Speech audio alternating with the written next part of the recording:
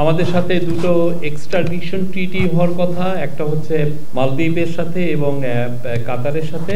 বাংলাদেশি ভাই বোন যারা কাতার বা মালদ্বীপে সেন্টেন্সড হয়েছেন তাদেরকে আমরা ফিরিয়ে আনতে পারবো, বা তারা তাদের যে টার্মগুলো, যেগুলো জেল টার্মগুলো হয়তো বা ওনারা বাংলাদেশে এসে এটা তাদের বাংলাদেশের মাটিতে তাদের এই জেল টার্ম তারা কমপ্লিট করতে পারবে।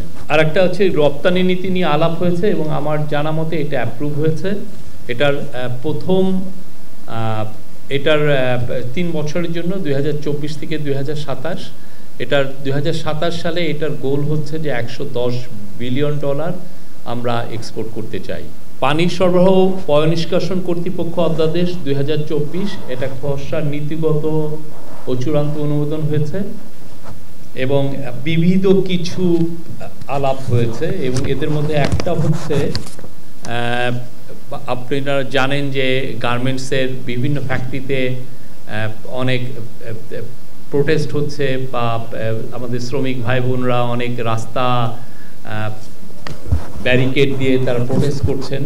তো সে আলোকে এইটা নিয়ে বিস্তৃত আলাপ হয়েছে এবং মাননীয় প্রধান উপদেষ্টা আমাদের উপদেষ্টা মণ্ডলীকে এবং সংশ্লিষ্ট কর্তৃপক্ষকে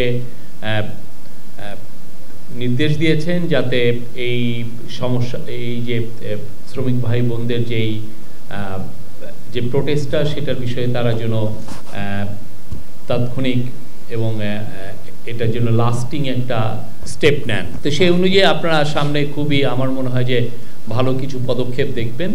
সেই পদক্ষেপের আলোকে আমরা আশা করছি যে যেই প্রোটেস্টগুলো হচ্ছে সেটা শেষ হবে। আর কমিশনগুলো 6টা কমিশন আমরা কালকে বলেছিলাম যে 6টা কমিশন 2 থেকে 3 দিনের মধ্যে আমরা আশা করছিলাম যে 2 থেকে 3 দিনের মধ্যে এটা এদের ফাইনালাইজ হবে।